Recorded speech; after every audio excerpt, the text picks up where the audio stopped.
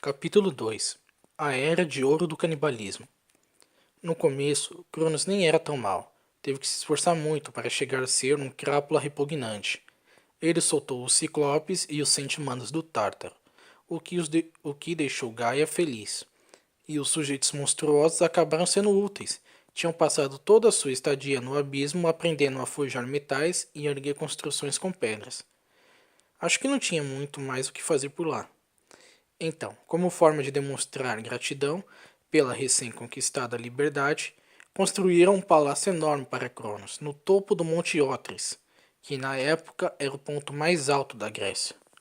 O palácio foi todo feito em mármore preto, como a noite. Colunas gigantescas de salão e salões enormes brilhavam à luz de tochas mágicas. O trono foi entalhado em um bloco sólido de obsidiana com ouro e diamantes encrustados. Devia causar uma impressão e tanto, mas duvido que fosse muito confortável. Bem, Cronos não se importava com isso. Ele era capaz de ficar sentado naquele trono o dia todo, observando o mundo inteiro abaixo dele e gabando-se com uma risada maligna. Meu, tudo meu! Seus irmãos e irmãs titãs preferiam nem discutir, afinal já tinham conseguido marcar seus territórios. Sem contar que, depois de vê-lo manejar aquela foice, não queriam se indispor com ele. Além de ser o rei do cosmos, Cronos se tornou o titã do tempo. Não era um poder ao nível de Doctor Who, nem nada que permitisse surgir em qualquer momento do fluxo temporal, mas ele podia fazer o tempo passar mais devagar ou mais rápido de vez em quando. Sempre que vocês estiverem em uma aula muito chata que parece durar uma eternidade, podem culpar Cronos. Ou quando o fim de semana for curto demais, isso também é culpa de Cronos. Ele estava especialmente interessado no poder destrutivo do tempo. Por ser imortal, para Cronos, era inacreditável que poucos anos podiam fazer a uma vida mortal. Por pura diversão, ele viajava pelo mundo acelerando a vida de árvores, plantas e animais, só para vê-los murchar e morrer. Ele nunca se cansava disso. Quanto aos seus irmãos, os quatro que o haviam ajudado a assassinar Urano receberam como recompensa os quatro cantos da Terra, o que é estranho, considerando que os gregos achavam que o mundo era um círculo grande e achatado como um escudo, e portanto não tinha cantos, mas deixa pra lá. Crio era o titã do sul. Ele escolheu o carneiro como símbolo, pois a constelação de Ares aparecia na parte sul do céu. Sua armadura azul marinho era pontilhada de estrelas, chifres de carneiro se projetavam de seu elmo. Crio fazia o tipo sombrio e silencioso. Ficava lá na extremidade sul do mundo, contemplando as constelações e pensando coisas profundas. Ou talvez só ficasse pensando que deveria ter pedido um trabalho mais empolgante. Coio, o Titã do Norte, morava no lado oposto do mundo, obviamente. Ele às vezes era chamado de Polos, porque seu domínio era o Polo Norte. Isso foi bem antes de Papai Noel ir morar lá. Coio foi também o primeiro titã a ter o dom da profecia. Na verdade, Coio significa literalmente pergunta. Ele podia fazer perguntas para o céu e às vezes o céu sussurrava as respostas. Sinistro? Pois é. Não sei se ele se comunicava com os espíritos de Urano ou que meus vislumbres do futuro eram tão úteis que os outros titãs começaram a lhe pedir que fizesse perguntas mais intensas, como: vai chover no sábado? Ou Cronos vai me matar hoje? Ou que roupa eu devo usar para ir ao baile de Réia? Esse tipo de coisa. Depois de um tempo, Coi acabou passando o dom da profecia para os filhos. Hyperion, o titã do leste, era o mais palhafatoso dos quatro. Como a luz do dia vinha do leste todo dia de manhã, ele se autodominou Senhor da Luz. Pelas suas costas, porém, todos o chamavam de Cronos Light, porque ele fazia tudo o que Cronos mandava e porque era basicamente igual ao irmão, só que com metade das calorias e sem gosto algum. Hyperion usava uma armadura dourada absurdamente brilhante e era conhecido por irromper em chamas quando menos se esperava, ou seja, era a diversão das festas. Já seu outro irmão, Gepeto, o Titã do Oeste, era bem mais tranquilo. Um bom pôr do sol sempre faz a gente querer parar para tudo e relaxar. Mesmo assim, não era nada legal deixá-lo irritado. Japeto lutava muito bem e sabia como usar uma lança. Seu nome significa literalmente o empalador. Tenho certeza que ele não conseguiu esse nome furando orelhas em farmácias. Quanto ao último irmão, Oceano, seu domínio eram os grandes volumes de água que se acumulavam no mundo. Foi assim que essas áreas passaram a ser chamadas de oceano. Poderia ter sido pior. Se Gepeto tivesse ficado com águas, ou estaríamos falando sobre o Gepeto Atlântico e cruzando o Gepeto Pacífico, o que definitivamente não soa tão bem. Agora, antes de falarmos sobre as 6 titanides, é melhor eu tratar logo de uma questão bem desagradável. É o que chegou um momento em que os titãs homens começaram a pensar: ei, papai, tinha Gaia como esposa. E quanto às nossas esposas? Foi quando eles olharam para as titãs mulheres e pensaram: eu sei. Você gritando: Eca! Eles queriam se casar com as próprias irmãs? Pois é. Eu também acho isso bem nojento. Mas a questão é a seguinte: os titãs não viam os relacionamentos familiares do mesmo jeito que nós. Primeiro, como eu já disse, as regras de conduta eram bem menos rígidas naquela época. Além disso, não havia muita escolha quando o assunto era escolher um pretendente para casar. Não dava para simplesmente criar um perfil no paqueratitã.com e encontrar sua alma gêmea. Mas o mais importante é que os imortais são diferentes dos humanos. Eles vivem mais ou menos para sempre. Têm poderes maneiros, têm Ichor em vez de sangue e DNA. Então, não se preocupem com possíveis problemas genéticos na interação entre os consanguíneos. Por conta disso, não vem essa coisa toda entre irmãos e irmãs da mesma forma. Um rapaz e uma garota poderiam ter nascido da mesma mãe, mas quando os dois cresceram e se tornarem adultos, já não pensariam um no outro necessariamente como irmãos. Essa é a minha teoria. Ou talvez titãs fossem todos criaturas medonhas e pronto. Vocês pensam o que quiserem. De qualquer forma, nem todos os irmãos titãs se casaram com as irmãs. Aí vai um resumo. A mais velha era Theia. Para ganhar a atenção da garota, era só exibir alguma coisa brilhosa na frente dela. Theia adorava objetos brilhantes e paisagens iluminadas. Toda manhã, ela dançava de felicidade com a luz do dia que voltava. Escalava montanhas só para poder avistar quilômetros ao redor. Até entrava no mundo subterrâneo para buscar pedras preciosas, usando seus poderes mágicos para fazê-las resplandecer e cintilar. Theia foi quem deu o brilho ao ouro e fez os diamantes reluzirem. Ela se tornou a Titanide da visão clara. Como era toda a luz e brilho, acabou se casando com o Hyperion, o Senhor da Luz. Como vocês podem imaginar, eles se deram muito bem. Só não sei como os dois conseguiam dormir com o Hyperion brilhando a noite toda, e Theia babando de prazer exclamando: mais brilho, mais brilho. Sua irmã Themis, completamente diferente. Era quieta e reservada, e nunca tentava atrair atenção para si mesma, sempre usando um discreto chalé branco sobre o cabelo. Ainda bem nova, Themis percebeu que tinha uma noção natural do certo e errado. Ela entendia o que era justo e o que não era. Sempre que ficava em dúvida, extraía sabedoria direto da terra, como alegava. Mas acho que por terra ela não queria dizer Gaia, porque Gaia não se importava muito com essas coisas de certo e errado. Bem, Themis tinha uma boa reputação entre os irmãos, conseguia medir até as piores brigas, tornou-se a Titanide da lei natural da justiça. Não se casou com nenhum dos 6 irmãos, o que só prova sua grande sabedoria. Terceira irmã, Tétis, e juro que é o último nome com T, entre as garotas, porque até eu estou ficando confuso. Tétis adorava rios, córregos e água fresca, corrente de qualquer tipo. Era muito gentil, sempre oferecendo bebidas aos irmãos. Embora os outros já estivessem cansados de ouvir que um titã de altura média precisava de 24 copos grandes de água por dia para ficar bem hidratado, Tet se via responsável por cuidar do mundo todo, já que todos os seres vivos precisam de água.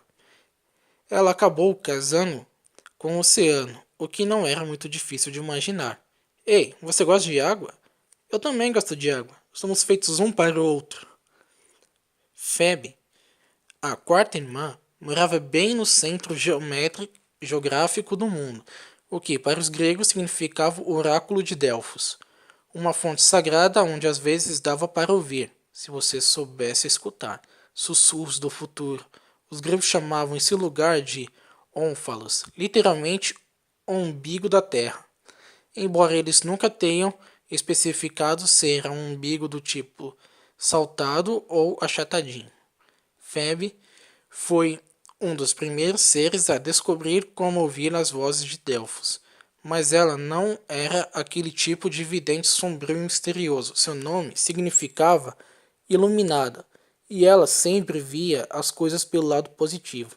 Suas profecias geralmente eram como biscoitos da sorte, apenas coisas boas, o que devia ser bom para quem só quisesse ouvir coisas boas, mas não tão bom para quem estivesse com um problema sério.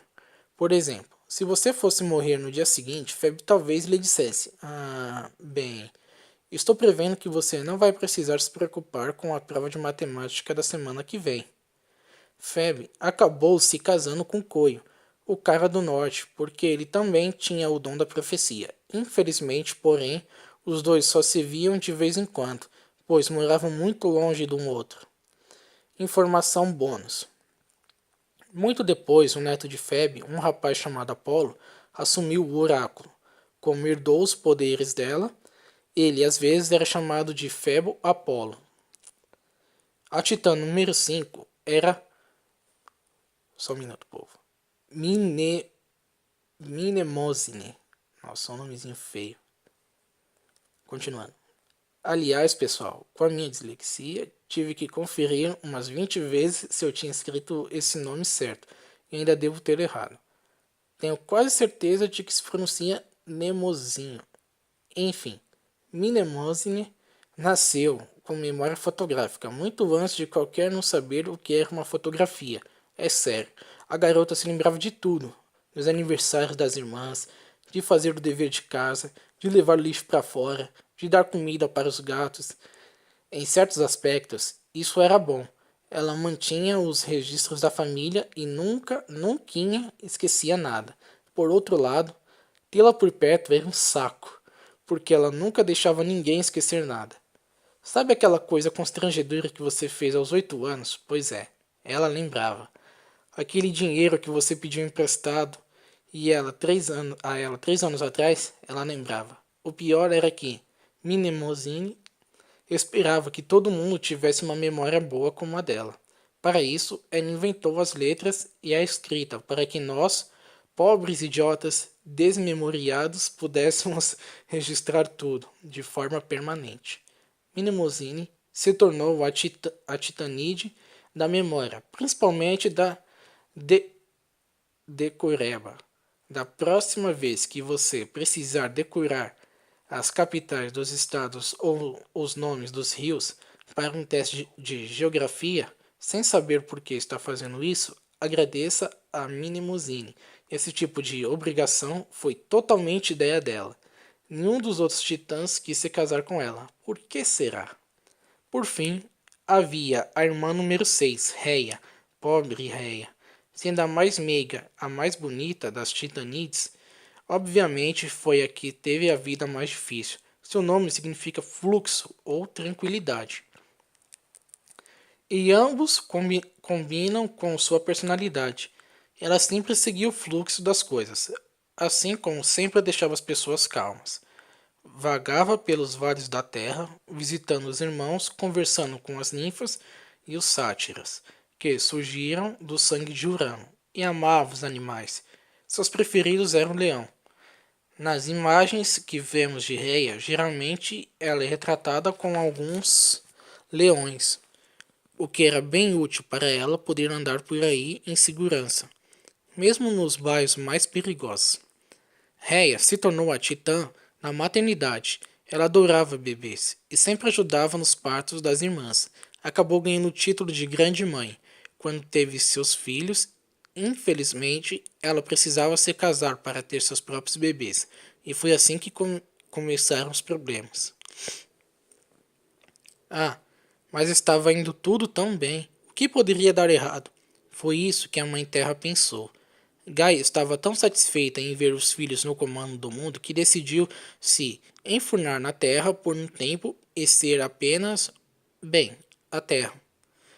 Ela já tinha passado por maus bocados, gerado 18 filhos. Merecia um descanso. Gaia estava convencida de que Cronos cuidaria de tudo e seria um bom rei para todo sempre. Aham. Então resolveu deitar um pouco para tirar um breve cochilo, ou seja, em termos geológicos, alguns milênios. Enquanto isso, os titãs começaram a ter filhos. Os titãs da segunda geração, Oceano e Tétis, o Senhor e a Senhora Água, tiveram uma filha chamada Clymene, que se tornou a deusa titã da fama. Ela devia curtir essa história de fama, porque cresceu no fundo do mar, onde nunca acontecia nada. Clymene adorava celebridades e revistas de fofocas e estava sempre antenada nas últimas notícias de Hollywood. Ou teria adorado se Hollywood existisse na época.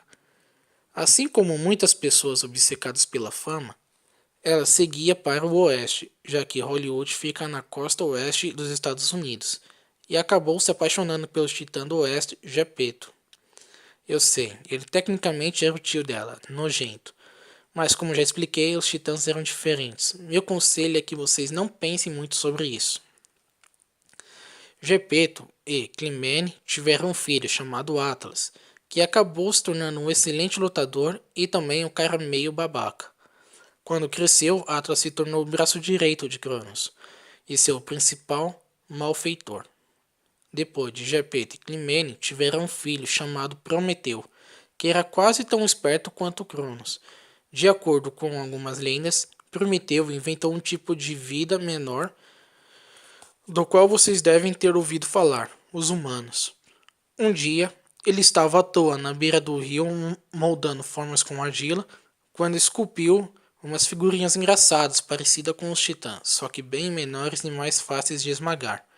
Talvez um pouco do sangue de Urano tenha caído na argila, ou talvez Prometeu tenha soprado vida nas figuras de propósito. Não sei. Só sei que as criaturas de argila ganharam vida e se tornaram os dois primeiros humanos. E Prometeu ganhou uma medalha por isso? Que nada. Os titãs viam os humanos da mesma forma que nós enxergamos porquinhos da Índia. Alguns titãs achavam os humanos até bonitinhos, apesar de morrerem rápido demais e não servirem para nada. Outros titãs achavam que eram roedores repugnantes, e outros ainda simplesmente não prestavam atenção neles. Quanto aos humanos, eles basicamente se escondiam nas cavernas e só viviam correndo para não serem pisados.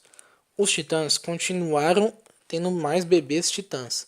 Não vou mencionar todos eles, senão ficaremos aqui o mesmo tempo que demorou o cochilo de Gaia. Mascoio e Febe, o casal das profecias, tiveram uma menina chamada Leto, que decidiu que queria ser protetora dos jovens. Foi a primeira babá do mundo. Todos os pais e mães titãs ficavam felizes ao vê-la.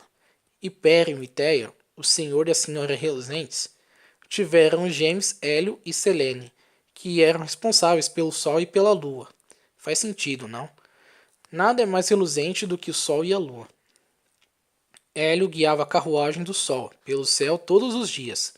Mesmo sem poder contar com os recursos de acumular milhas, ele se chamava muito exuberante e tinha o irritante hábito de chamar o Sol de seu imã de gatinhas. Selene já era mais discreta, guiava a carruagem prateada da lua pelo céu à noite e ficava na dela. Da única vez que se apaixonou foi a história mais triste do mundo, mas isso aí é um assunto para depois. Bom, havia um titã que não pretendia se casar nem ter filhos. Esse titã era Cronos, o rei do universo. Ele só ficava sentado em seu trono no palácio do Monte Otris e foi ficando muito, muito mal-humorado de ver todo mundo menos ele se divertindo. Lembra-se da maldição de Urano lançou sobre ele de que um dia seus filhos o destronariam. Cronos não conseguia tirar isso da cabeça. No começo, ele disse para si mesmo: "Ah, tranquilo. É só eu não me casar nem ter filhos. Mas é um saco ficar sozinho quando todo mundo está arrumando alguém e formando família." Cronos tinha ganhado o trono de forma justa, mas a maldição tirou toda a graça de ter feito o picadinho do pai. Agora ele vivia com medo de ser destronado enquanto os outros aproveitavam a vida. Não era legal? Seus parentes quase não o visitavam mais. Depois que Gaia voltava para dentro da Terra, eles tinham parado de ir ao palácio para o almoço de domingo. Os irmãos diziam que estavam ocupados, mas Cronos desconfiava que todos estavam era com medo dele. Tudo bem, ele de fato tinha um temperamento e a crueldade do pai. Sua foice era intimidante. Além do mais, ele tinha a tendência levemente perturbadora de gritar: "Vou matar todos vocês!" sempre que alguém o deixava furioso. Mas que culpa ele tinha, poxa? Até que um dia ele surtou de vez. Acordou com um barulho de um ciclope martelando um pedaço de bronze ao lado da janela de seu quarto. Eram 7 da manhã. Deu um fim de semana. Cronos tinha prometido à mãe que libertaria os Ciclopes e os Centimanos do Tártaro, mas já estava ficando cansado daqueles parentes feios. E os malditos iam ficando cada vez mais repugnantes à medida que cresciam. Cheiravam a banheiro químico, a higiene pessoal deles era tipo zero, e eles só viviam fazendo barulho, construindo coisas, martelando metal, cortando pedra. Tinha sido úteis na construção do palácio, mas agora eram apenas irritantes. Cronos chamou Atlas e Perno e alguns de seus outros capangas, que juntos cercaram os Ciclopes e os Centimanos e disseram que iam levá-los para um sigilo passeio pelo campo a fim de contemplarem as flores. E, dizendo isso, pularam nos pobrezinhos, meteram-lhes em correntes de novo e os jogaram de volta no Tártaro. Se Gaia acordasse, não ficaria nada feliz, mas e daí? Cronos era o rei, mamãe teria que aceitar. As coisas ficaram bem mais tranquilas no palácio depois disso, mas Cronos ainda sofria de um sério problema de mau humor. Não era justo ele não poder ter uma namorada. Na verdade, ele já tinha uma garota em mente. Secretamente, ele tinha uma queda por Rhea. Ela era linda. Todas as vezes que a família Titã se reunia, Cronos lançava olhares para ela. Se reparava em algum outro cara flertando com Rhea, ele o chamava para uma conversa particular com a foice na mão. Ele avisava para nunca mais fazer aquilo. Ele adorava ouvir a risada de Rhea. O sorriso dela era mais luminoso que o imã de gatinhas de Hélio. Quer dizer, do que o sol. Ele adorava o cabelo escuro e cacheado caindo pelos ombros dela. Os olhos dela eram verdes como campinas e a boca, bem, Cronos sonhava em beijar aquela boca. Além do mais, Rhea era uma graça de garota. Todos a amavam. Cronos pensou, se ao menos eu tivesse uma esposa assim, minha família não teria tanto medo de mim. Todos viriam ao palácio com mais frequência. Rhea me ensinaria a ser um titã melhor. A vida seria mais incrível. Mas aí, uma outra parte dele pensava: não, não posso me casar, por causa daquela maldição idiota. Cronos resmungou em frustração. Ele era um maldito rei do universo. Podia fazer o que quisesse. Talvez Urano só estivesse querendo deixá-lo perturbado, e não houvesse maldição alguma. Ou talvez Cronos desse a sorte e não tivesse filhos. Conselho de amigo: se você não quer ter filhos, não se case com a titã da maternidade. Cronos tentou se controlar, mas acabou não conseguindo suportar mais. Ele convidou Rhea para um jantar romântico e se declarou. Aproveitou e já pediu a irmã em casamento. Olha, eu não sei se Rhea o amava ou não. Se não amava, imaginou que tenha ficado com medo de dizer. Afinal, ele era Cronos, o trapaceiro. O cara que tinha matado o pai deles. O rei do universo, ora essa. Sem contar o pequeno detalhe de que, durante todo o jantar, sua foice ficou pendurada em um gancho na parede, logo atrás dele. A lâmina brilhante à luz das velas, como se ainda estivesse coberta com o dourado do licor. Rei aceitou a proposta de casamento. Talvez ela tenha pensado que poderia torná-lo um cara melhor. Talvez o próprio Cronos acreditasse nisso. Eles tiveram uma bela lua de mel. Algumas semanas depois, quando Cronos soube, que surpresa, que Rhea estava esperando o primeiro filho deles, tentou se convencer de que estava tudo bem. Ele estava feliz. Jamais seria um péssimo pai como Urano.